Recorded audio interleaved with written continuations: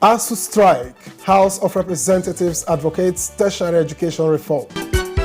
House to investigate alleged murder of Nigerian by Chinese national. And House calls for assistance to flood-impacted communities. Hello, glad to have you join us on You and Your Reps.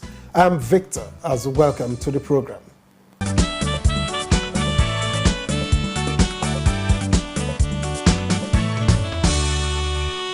The House of Representatives has reconvened after 8 weeks of recess, advocating complete reform of the tertiary education system in Nigeria. Now, members decried the current framework of government-sponsored tertiary education as no longer working as intended. National Assembly correspondent Lami Ali reports that the move is in response to the prolonged face-off between the federal government and Academic Staff Union of Universities, ASU. Legislative business commenced with the reading of two presidential communications seeking approval of the House for the issuance of promissory notes worth 26 billion naira to Kebbi, Yobe and Taraba states as reimbursement for several road projects. Then came the Speaker's welcome address, which touched on several burning national issues such as the general elections, insecurity and judicial reforms, all of which he says require the attention of Parliament. Of priority, he added, is tertiary education by getting the students back to school. Access to education, more than anything else, is key to unlocking prosperity and improving social mobility outcomes in any society. And we all agree that government has a role in ensuring that our nation's young people get a quality education that allows them to compete and thrive in the 21st century knowledge economy. The time has also come to begin a candid assessment of the current system and to consider all available options for complete reform.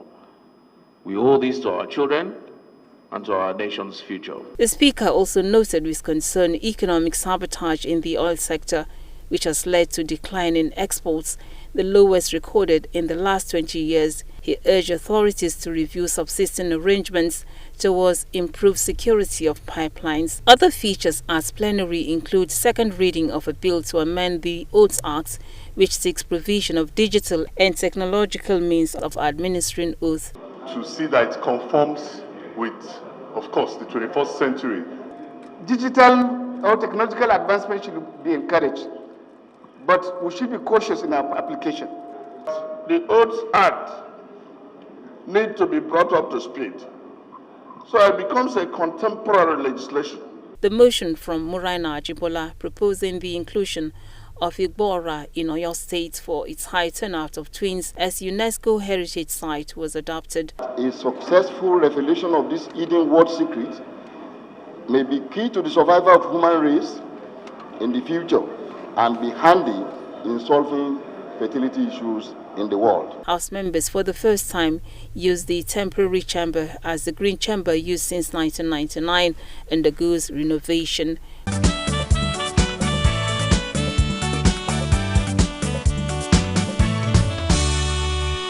And as a follow-up to the disposition of members upon resumption, Speaker Femi Gbajabiamila says House leadership will hold consultations with President Muhammadu Buhari when he returns from New York towards finding ways of ending the ongoing strike action by ASU.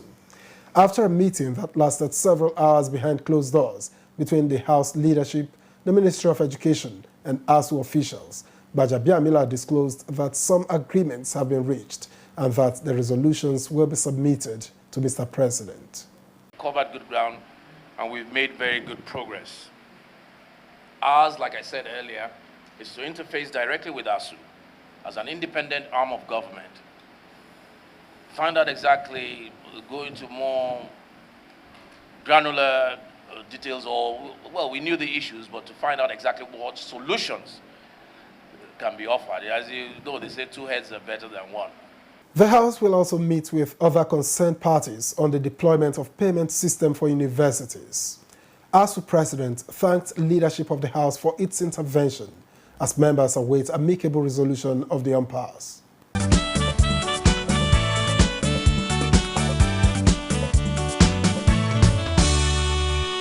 Meanwhile, the alleged murder of a young lady, Umikutum Buhari, in Kanu by a Chinese national went viral on social media. Now, the House of Representatives has joined in condemning the incident while passing a resolution to conduct an investigation. The alleged murder was raised by Representative Kabir Al-Hassan Rurum as a matter of urgent public importance. He said the victim, Ummi Kulthum, a serving corps member in Sokoto State, was stabbed in her family home in Kanu. It took us again more than an hour to force himself into the room of the deceased, so that the attack and subsequent killing of the deceased person was a well thought out plan by Musa Gang.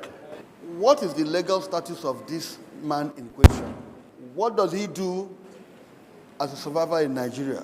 House members resolved to set up an ad hoc committee to investigate the incidents. 3 bills were read the third time and passed, including a bill seeking the establishment of Nigerian Safety Investigative Bureau. 2 bills sponsored by House Deputy Chief Whip Nkiruka Onyejocha, seeking amendments to the National Insurance Corporations Act and Chartered Institute of Bankers of Nigeria, passed second reading.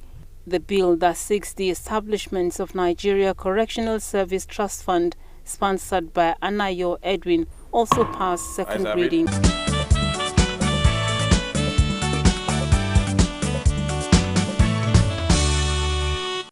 The House of Representatives has urged relevant authorities to reach out to communities affected by flood disaster towards alleviating the plight of residents.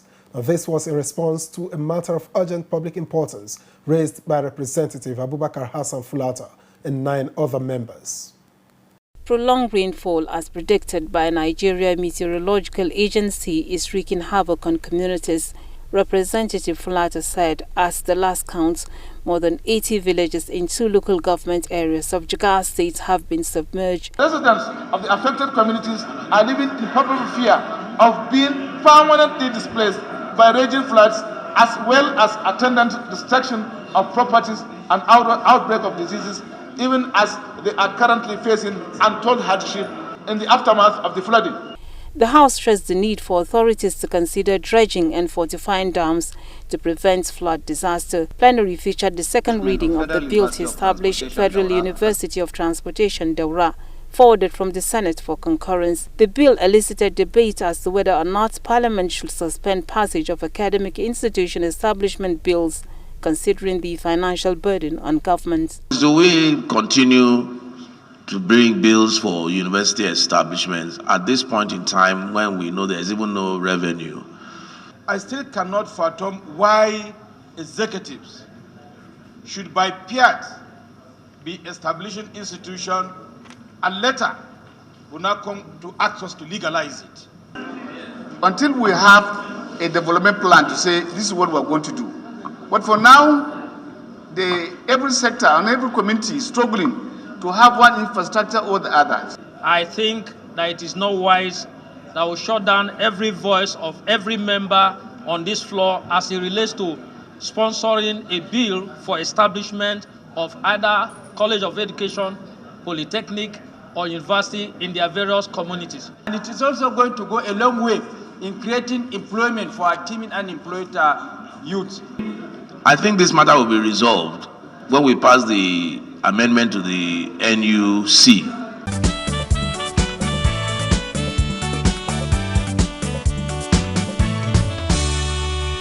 Have you ever heard the phrase suspension of the rules during House plenary? What do you make of it?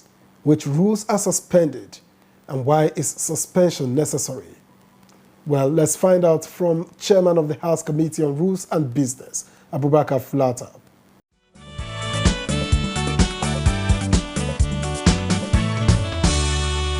One rule that is mostly suspended is Order 8, Rule 4. Order 8 provides for matters of urgent national importance. The rule provides that whenever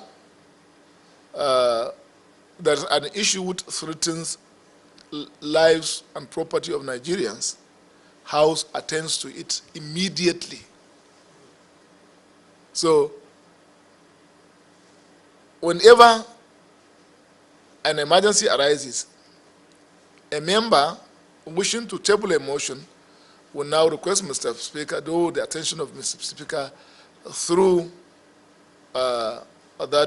citing that order, Order 8, Rule 4, that he wants to move a motion under that because the matter is urgent. The Speaker will now request that House accepts. The House will now accept to take that matter immediately, but will suspend deliberation till the next day. But now, members want the matter to be taken immediately, not delayed to the next day. They will move that, okay, the relevant section be suspended entirely to enable the matter to be taken immediately. Then the member is allowed to move that motion, and the House will decide immediately on that motion.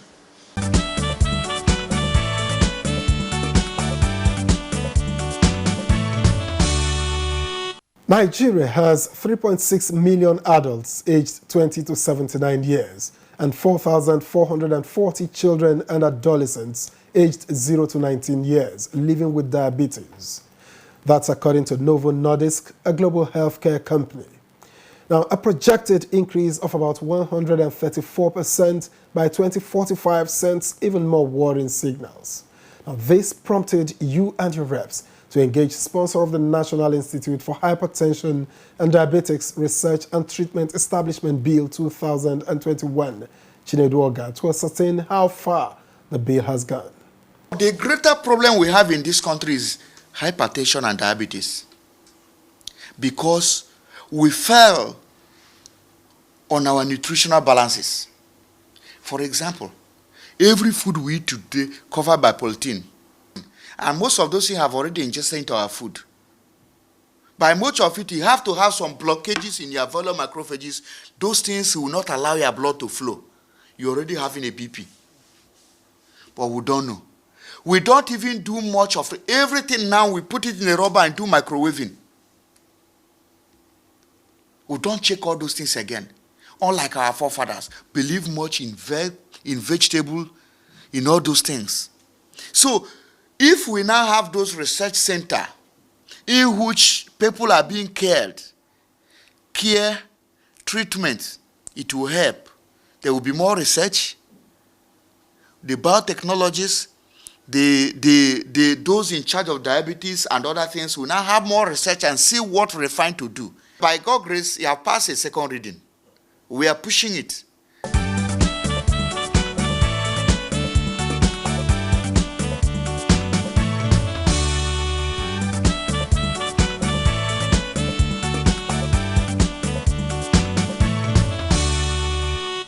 Students and parents alike continue to lament the lingering strike action by the Academic Staff Union of Universities, ASU. Now we bring you the latest views from the streets of Abuja. Most often they have agreement with ASU, and when they are preparing their budget, they will not remember to put it in the budget. And when ASU come up to demand for what they have agreed on, there will not be funds for them to give out for these people. So I'm advising the federal government, anytime they are making arrangement for budget, they should they should remember the agreement they had with ASU in the time past and decide to put it there, so that whenever the demand comes up, they will have resources to meet up. In other climb, the university is seen as an autonomous entity that generates most of the money needed to sustain the system, unlike in Nigeria that is largely dependent on government intervention. I will implore both parties to return to the negotiating table to put a finishing touches to whatever the issue is. Let our children return back to school. The more the students are at home, more crimes are increasing, and unemployment too. So as a student, personally, I felt it because it has wasted the time for graduation, and it has wasted, I have job opportunities that I have lost because of this lingering strike issue. So I'm calling on ASU to compromise with the government. I think they should meet up with the demand of the lecturers, the ASU people. Federal government should negotiate well. I think our countries have the money that should resolve it as quick as possible, so our students can go back to school. The whole thing is creating a lot of insecurity So they have to resolve it fast.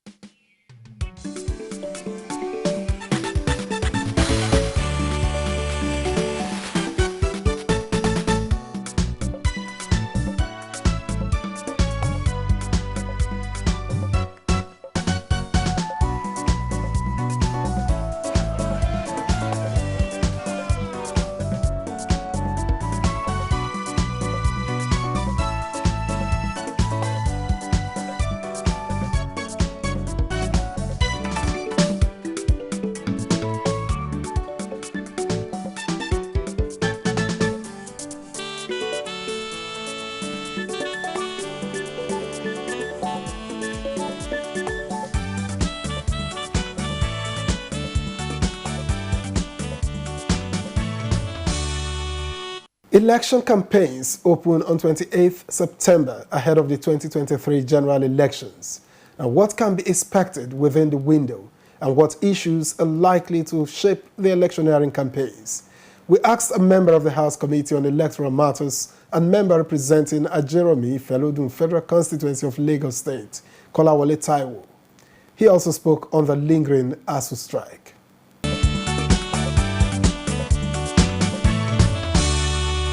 The Electoral Act that was passed is the outcome of a very thorough job that took us around the entire Nigeria.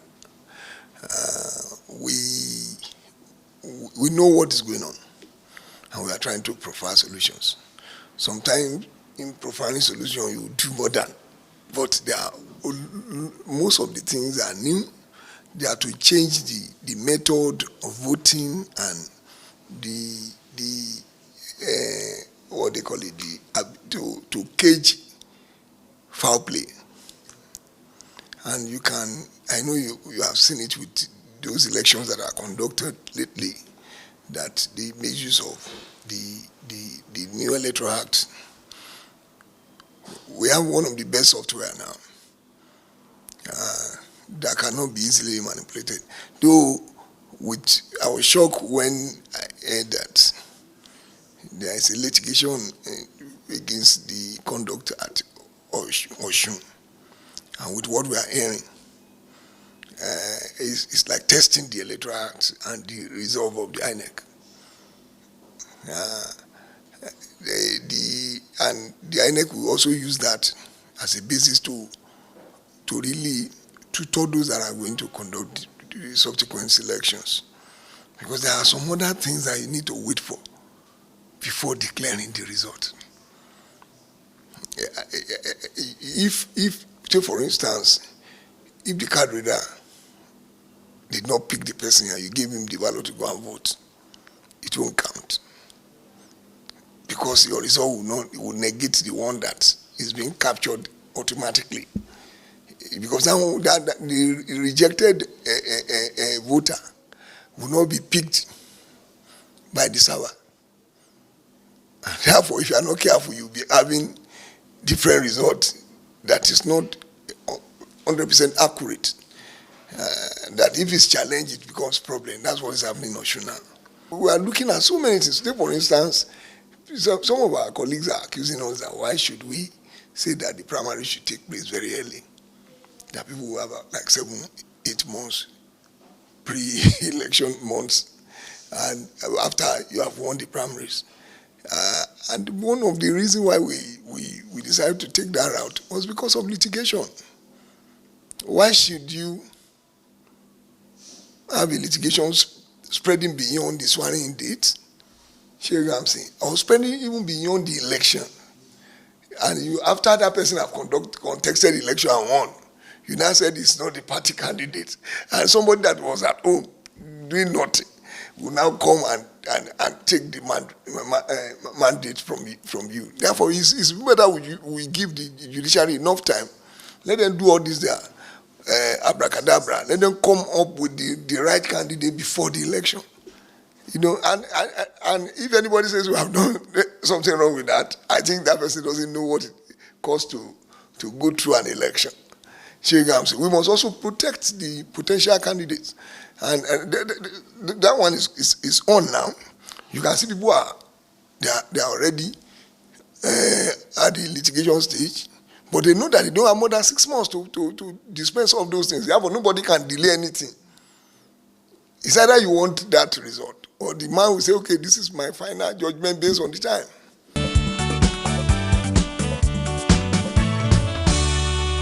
Institutions becomes very strong when they have been able to test, when they are able to stand, when they are testing their will.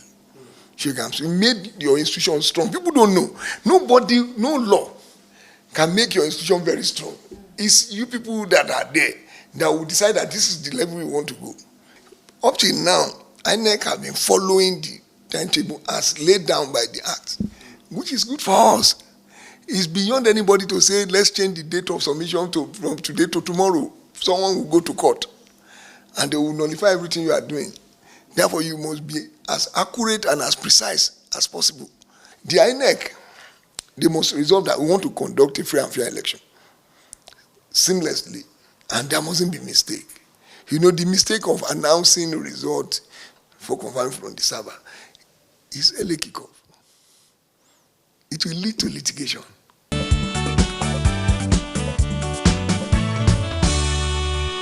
The economy will take number one position. We know. And me, anywhere I have the opportunity, I always tell our people, we mustn't think our case is different.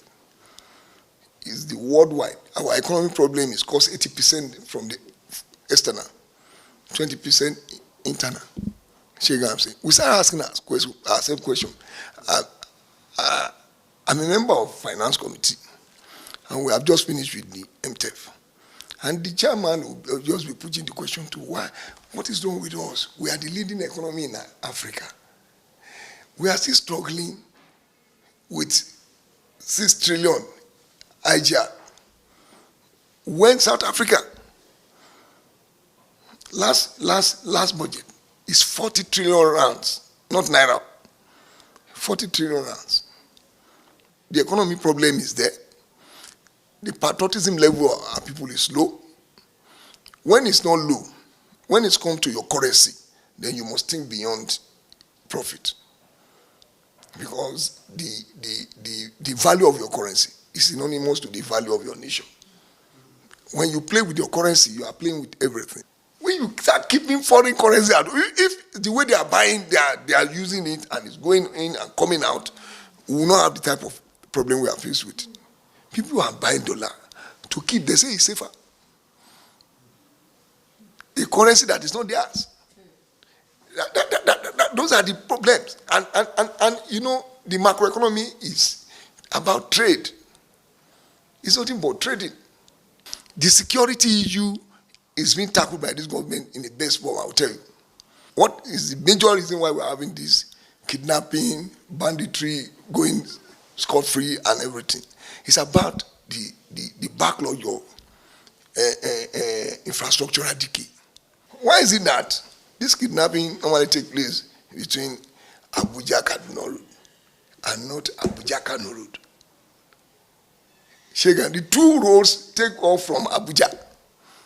Why is it that Abuja-Kano Road is always free, but Abuja-Kaduna Road is always problematic? Because there are some points on Abuja-Kaduna Road that you will need to go down acceleration to 0. Because of bad road. But Abuja-Kano Road is just like a Lagos-Ibadan expressway. Is it possible to kidnap on Lagos-Ibadan expressway? It's not. You know, there are some bad roads in Nigeria that you don't even need to hold a gun. You need to even come with only toy knife to kidnap a whole bus. But people are not looking at it. For all these years, these people are not giving us infrastructural repairs. The decay is so much that if we don't have a lion heart like this president that can say, come, we are not going to borrow money to pay salary, but we are going to borrow money for capital expenditure, and we are going to monitor it. Then we will not be where we are. We have started moving away from that level of decay. We still have, because that problem cannot be solved in a day. It will be difficult to rig. Therefore, anybody that wants to rig election should start having a rethink. You see what I'm saying? We are the ruling party. You see what I'm saying? Our president keeps saying me, I'm not going to get involved in this. Go and campaign. Sure you get now. And we have seen it. That anywhere we win, everybody will be happy. Anywhere we lose, everybody will go home.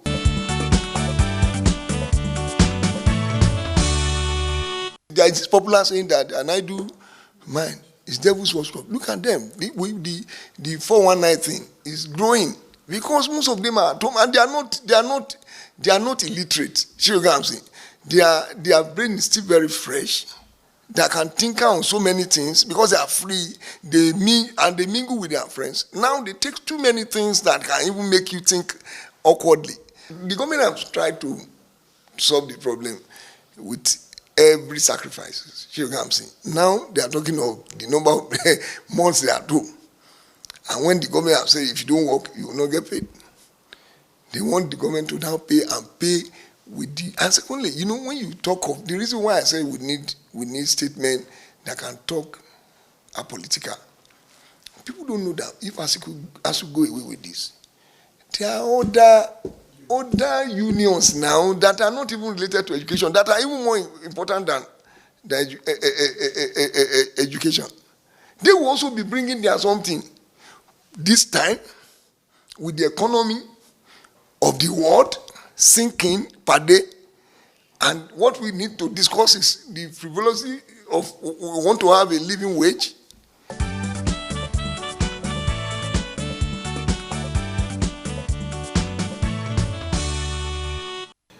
Well, we do hope the intervention of the House of Representatives will aid efforts to end the prolonged strike action.